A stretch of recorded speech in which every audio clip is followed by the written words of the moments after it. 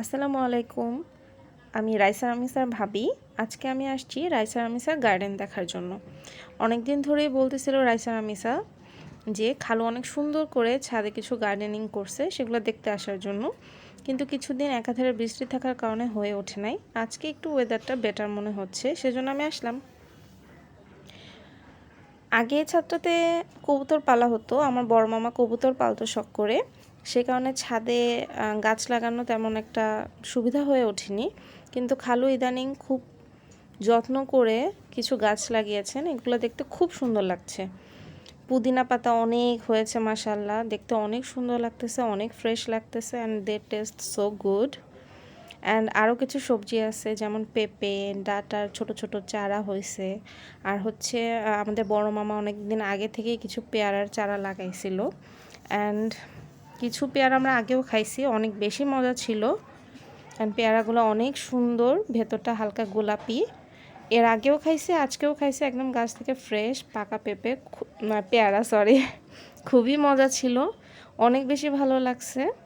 আর হচ্ছে এই ডাঁটার চারাগুলো এখনও খুবই ছোট, বড় হলে ইনশাল্লাহ খাওয়া হবে। আর অলরেডি পুঁই শাক এখানে যা দেখা যাচ্ছে সেটা থেকে বেশ কয়েকবার কালেক্ট করে খাওয়া হয়ে গেছে, 2-3 বারের মতো। আজকেও খাওয়া হয়েছে দুপুরে, আলহামদুলিল্লাহ খুবই মজা লাগছে, খুবই ভালো ছিল। আর এখানে ইভেন একটা আম গাছেরও চারা আছে, ইনশাআল্লাহ অনেক ভালো আম পাওয়া যাবে আশা করতেছি। আর পেয়ারাগুলো দেখাই যাচ্ছে অনেক সুন্দর, অনেক ফ্রেশ, অনেক ভালো লাগতেছে এগুলো দেখে।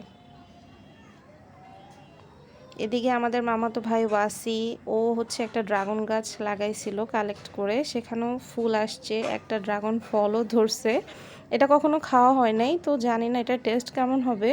মানে নিজেদের গাছ থেকে কখনো খাওয়া হয় নাই, তো সেটা বুঝতেছি না এখনও, কিন্তু ইনশাল্লাহ অনেক মজা হবে, আই হোপ সো।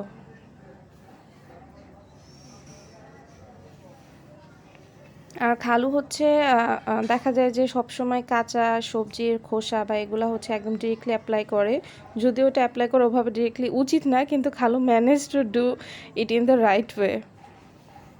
আর পেয়ারাটা খুবই মজা ছিল। আর এদিকে পেঁপেগুলো অনেক সুন্দর দেখা যাচ্ছে, ইনশাল্লাহ অনেক বড় বড় পাকা মিষ্টি মিষ্টি পেঁপে পাবো আমরা এখান থেকে। অনেক বেশি ভালো লাগে গাছের পেঁপে খাইতে।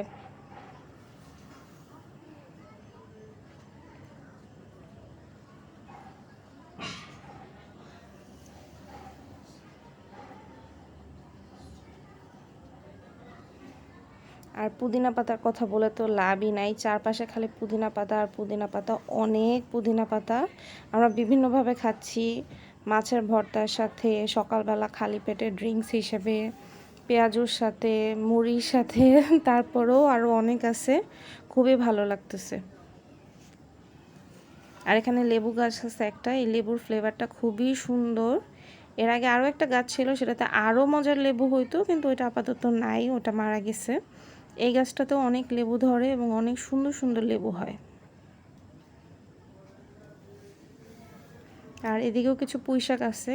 এই কর্নারটাতে আগে একটা কুমড়া শাকের কুমড়া শাক ছিল, যেটা উপরে মাচা হয়েছিল, কিন্তু কিছুদিন হয়তো বা পানি দেওয়ার একটু অনিয়ম হয়েছিল দেখে ওই গাছটা আর সারভাইভ করে নাই, কিন্তু সেটাও খুব সুন্দর একটা গাছ ছিল।